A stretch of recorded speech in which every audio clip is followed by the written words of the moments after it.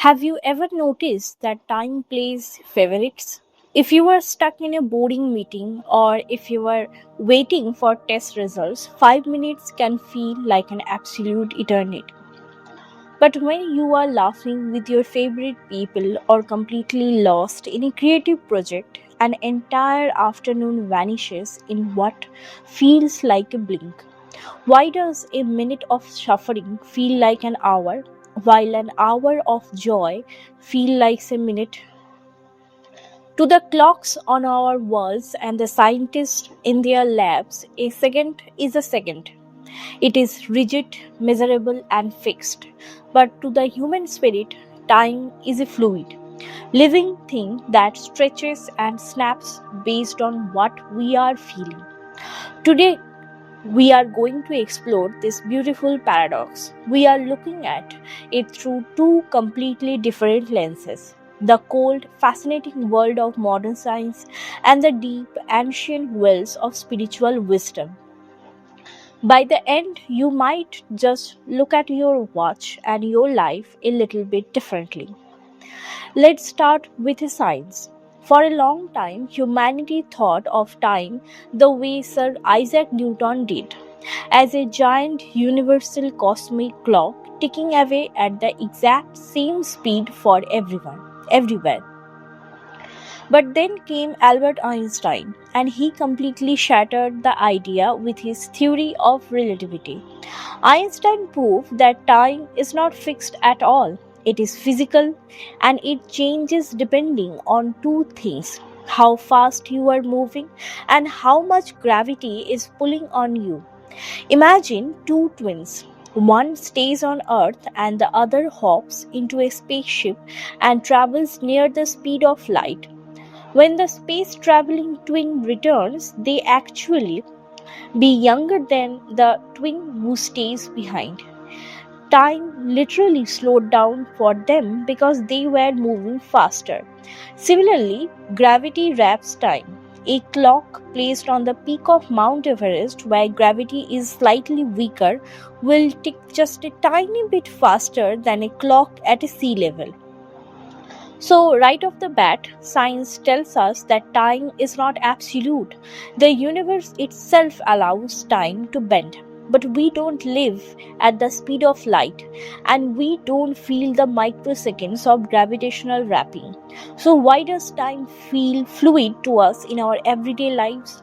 For that, we have to look inside our own brains at the field of cognitive neuroscience. Our brains don't have a built-in stopwatch. Instead, we track time using a complex network of neurons, and the chief director of this network is a chemical called dopamine. You have probably heard of dopamine as the pleasure chemical, but it is actually the molecule of anticipation and attention. While you are happy, excited, or having fun, your brain floods your system with dopamine. This high levels of dopamine speeds up your internal clock. Think of it like a camera shooting a video at a super high frame rate. Because your internal clock is running fast, the world around you seems to move quickly. An hour passes, but your brain processes it so efficiently and joyfully that it felt like a brief moment. Now flip the script. Imagine you are in pain, terrified, or deeply bored. Your dopamine levels plummet. When dopamine is low, your internal clock slows down. Suddenly, your brain is hyper aware of every single passing second. In moments of suffering, your survival instincts kick in. Your brain starts recording every tiny detail of the environment to keep you safe. Because you are processing an overwhelming amount of information per second, time stretches out. A single minute feels like an hour because your brain is dragging you through every painful millisecond. So science gives us a beautiful double answer. Time is physically fluid across the cosmos and mentally fluid inside our own skulls. But science only explains the mechanics. It tells us how the brain processes time, but it does not fully capture what that fluidity means for the human soul. For thousands of years before neuroscientists discovered dopamine, philosophers and mystics were already writing about the flexible nature of time. Now let's travel back to the ancient India and look through the lens of Hindu philosophy. In the Vedic tradition, time is known as Kala. But Kala is not just a calendar, it is a manifestation of the divine and it operates on two levels. There is historical linear time, the time of birth, aging, and death. But Hinduism teaches that this linear time is part of the Maya, the cosmic illusion. We think time is a straight line moving from yesterday to tomorrow. But the ancient sages argued that this is just a limitation of our human senses. In reality, Kala is cyclical and infinite. The universe breathes out, exists, breathes in, and dissolves, only to repeat the process forever. When you experience that fluid feeling where time disappears, Hindu wisdom would say you are briefly piercing through the veil of Maya. You are stepping out of the illusion of linear time and catching a glimpse of the timeless, eternal reality of the soul. The soul does not age and it does not care about minutes or hours. When you are in deep joy or deep meditation, you are aligning with the soul, which is why the clock loses its power over you.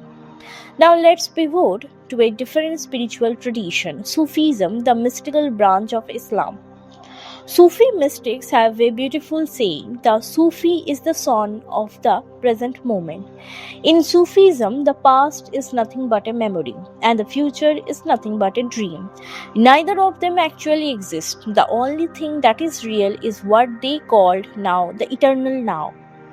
Sufi poetry, like the works of Rumi or Hafiz, often speaks of intoxication, love, and ecstatic dance. When a Sufi turns in the famous whirling dervish dance, they are trying to quiet the analytical mind. The analytical mind is obsessed with time. It regrets the past and worries about the future.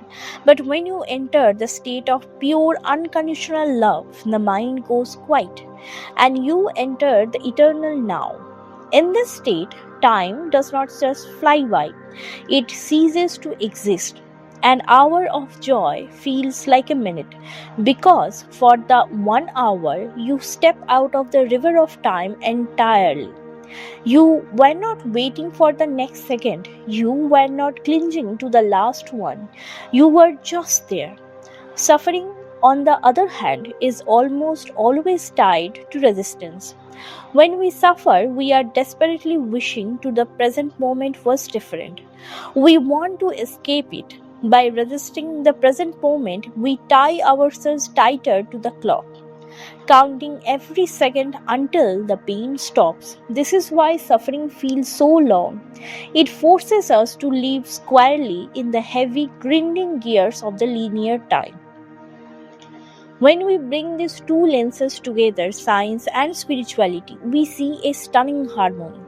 Science tells us that our perception of time changes based on focus and our brain chemistry. Eastern wisdom tells us that the time changes based on our state of consciousness. They are saying the exact same thing in different languages. Time is fixed for science because the physical world needs a standard measure to function.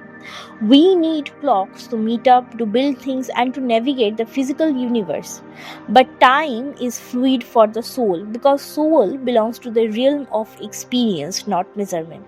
So, what can we take away from this in our daily lives? It means we have more control over our experience of life than we think. If you want to slow down time, if you feel like life is flashing before your eyes too quickly, the answer is not to look at the clock. The answer is to break your routine, learn new things, and pay closer attention to the world around you. Focus your brain to create new memories and boost that dopamine. And if you want to experience those beautiful moments where an hour feels like a minute, practice the art of the mystics. Step into the eternal now. Quite checking the phone, quite your worries about tomorrow. Submerge yourself completely in whatever you are doing right now. The clock will keep ticking at its own rigid pace, but your life is not measured in ticks of a clock. It is measured in the depth of your experiences. Time may be fixed for the world, but it will always be fluid for you. Thank you for spending your valuable time with me today. If this message resonates with you, feel free to share it with someone who might need a reminder to step into the present moment. Until next time, take care and stay present.